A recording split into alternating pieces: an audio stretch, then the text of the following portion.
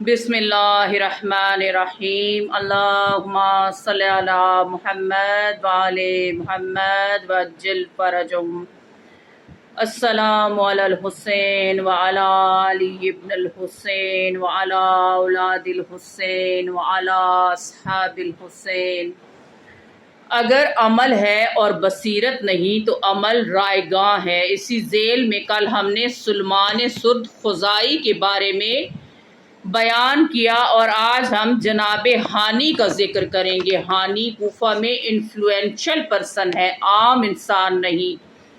जब मुस्लिम बिन अकील कूफा में आते हैं तो सबसे पहले अमीर मुख्तार के घर आते हैं। जब इब्ने ज़ियाद आता है और हालात ज़्यादा सख्त हो जाते हैं तो मुस्लिम बिन अकील जो हैं वो हानी बिन उर्वा के घर जाते हैं। हानी बिन उर्वा जो है वो इस कबीले से थे कि जिस कबीले के लोग इतने मजबूत थे कि उबैदुल्ला इब्ने ज़ियाद सोच भी नहीं सकता था कि इनके घर पे हमला करे। कबीले के सरदार थे हानी बिन उर्वा। जब चलते तो अगर वो ऐलान करते कि मेरे साथ चलो तो 4000 लोग जो सवार होते और 8000 लोग जो पयादा चलते, यानी अगर वो कहें तो कबीले वाले और साथियों को मिलाकर 30,000 से ज़्यादा का लश्कर होता जो इनके साथ होता। ये था हानी बिन उर्वा का पावर। मगर कूफा में मुस्लिम बिन अकील की शहादत और इमाम हुसैन अलैहिस्सलाम की शहादत लोगों की बेबसीरती का सबब था। तारीख में है कि जंगे जमल मौला अली अलैहिस्सलाम के साथ मिलकर लड़ते हैं और शेर कहते हैं मौला अली अलैहिस्सलाम की शान में और मुखालफों की मुखालफत में। मुखालिफों ने हमेशा पूरी कोशिश की जनाब हानी को ख़रीदने की, मगर नहीं बिके। विलायत के मुकाबले में हानी ज़रा बराबर कोताही नहीं करते थे। ये हैं जनाब हानी।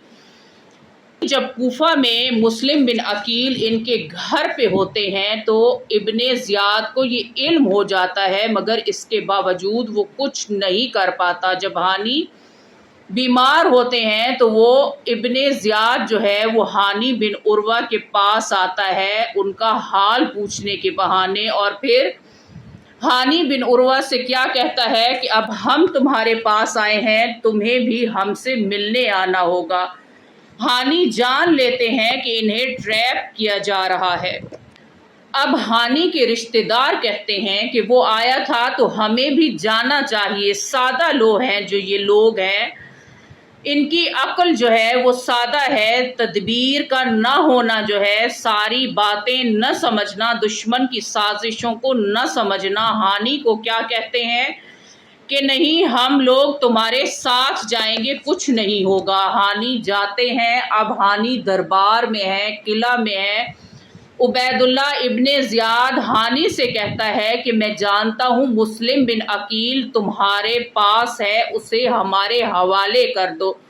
लेकिन हानी नहीं मानते। अहले विलायत थे, जान दे देंगे मगर झुकेंगे नहीं। क्या हुआ, उबैदुल्ला इब्ने ज़ियाद हमला करता है और हानी के चेहरे को शदीद ज़ख्मी कर देता है। जब कूफा में ये खबर पहुंचती है कि हानी को पकड़ लिया गया है तो हानी के साथी और कबीले वाले जो थे वो सब मिलकर पूरे किले का मुहासरा कर लेते हैं। हानी के चाहने वाले हानी को बचाने आते हैं और किले को घेर लेते हैं। उबैदुल्ला इब्ने ज़ियाद डर जाता है, इसके पास ताकत न थी कि इतने लोगों से लड़े।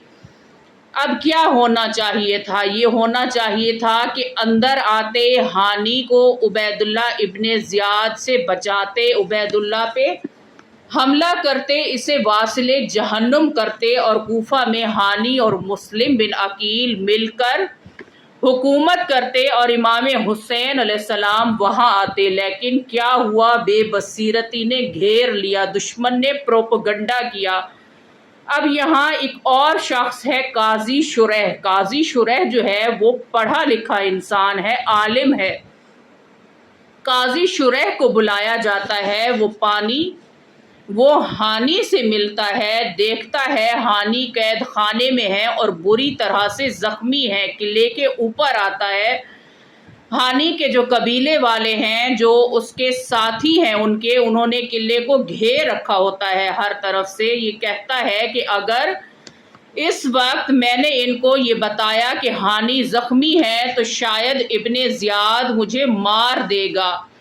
میں یہ بہتر سمجھتا ہوں کہ پہلے اپنی جان کا دفاع کروں، اپنی جان کو بچانا واجب ہے۔ پڑھا لکھا انسان جب گناہ کرتا ہے تو اس کی دلیل اسلام سے لے کر آتا ہے۔ کیا ہوا؟ یہ جو قاضی شرح ہے اس نے خود کو بچانا افضل سمجھا ہانی کو بچانے کی بجائے، جبکہ یہ جانتا تھا کہ ہانی بن عروہ کے پاس مسلم بن عقیل ہے، مگر اس نے اپنی جان بچا لی اور امام حسین علیہ السلام کا گلا کٹوا دیا۔ ہمیشہ پڑھے لکھے لوگ جو ہیں وہ آپ کی ہدایت نہیں کرتے، اسی لیے علم کے ساتھ بصیرت ہونا ضروری ہے۔ قاضی شرح وہ تھا جس نے فتویٰ دیا تھا کہ امام حسین علیہ السلام کا قتل کرنے کا۔ کیا یہ نہیں جانتا تھا کہ امام حسین علیہ السلام حق پہ ہیں؟ لوگ کنفیوز ہو جاتے ہیں کہ مولانا جو ہے وہ قم سے آئے ہیں، وہ نجف سے آئے ہیں، ہم کیسے فیصلہ کریں کہ فلاں مولانا جو ہے وہ جو بات کر رہے ہیں وہ بالکل درست ہے۔ اگر آپ یہ فیصلہ نہیں کر سکتے تو آپ بابصیرت لوگوں کی کیٹیگری میں آ ہی نہیں سکتے۔ بہرحال قاضی شرح جب قلعے پر آتا ہے اور کہتا ہے کہ میں نے دیکھا ہے کہ ہانی بالکل ٹھیک ہے، وہ لوگ جو ہیں انہیں کہتا ہے آپ لوگ گھر جاؤ۔ اگر قوم بابصیرت ہوتی تو کہتے کہ نہیں جائیں گے جب تک ہانی کو ساتھ نہ لے، مگر چونکہ بصیرت کی کمی تھی تو یہ کیا کہتے ہیں، بظاہر جو ایک شخص جو مقدس ہے، جو پڑھا لکھا ہے، اس شخص کے جھانسے میں آ جاتے ہیں، جس کا نتیجہ یہ نکلتا ہے کہ حملے میں وہاں ہانی بن عروہ جو ہے وہ شہید کر دیے جاتے ہیں، پھر ان سب کو پکڑ پکڑ کر مارا جاتا ہے۔ یہ شہادتیں کیوں ہوئیں؟ جبکہ سب اہل حق تھے، اس لیے ہوئی کہ بصیرت نہ تھے، بابصیرت نہ تھے۔ ہمیں لگتا ہے کہ کربلا میں صرف امام حسین علیہ السلام اور یزید کا خیمہ تھا، نہیں، علماء یہ کہتے ہیں، یہ بتایا جاتا ہے کہ ایک اور خیمہ تھا جس میں کوفے والے بیٹھے تھے کہ امام حسین علیہ السلام جیت جائیں گے تو حسین علیہ السلام کے ساتھ ہو جاؤں، اگر حسین دعا کریں کہ میری نصرت فرما تو یہ لوگ بھی دعا کرتے کہ خدا ان کی نصرت فرما، ان کا ساتھ دوں گا۔ میں ساتھ دوں گا نہیں بلکہ کامیاب ہو جائیں گے تو ساتھ کھڑا ہوں گا۔ یہ جو لوگ تھے یہ بصیرت کی کمی تھی ان میں۔ ہمیں لگتا ہے کہ امام کا کام کیا ہے، مجھے بچانا، جبکہ امام کا کام ہے اسلام کو بچانا، امت کا کام ہے امام کا دفاع کرنا۔ لیکن بصیرت کا نہ ہونا قوم کی یہ حالت ہو جاتی ہے جس حالت پہ کوفے والے تھے۔ خداوند متعال سے دعا ہے کہ ہماری قوم کو بابصیرت بنائے اور وقت کے امام کا ظہور فرمائے جلد از جلد، الہی آمین۔ اللہم صلی علی محمد وآل محمد وعجل فرجہم۔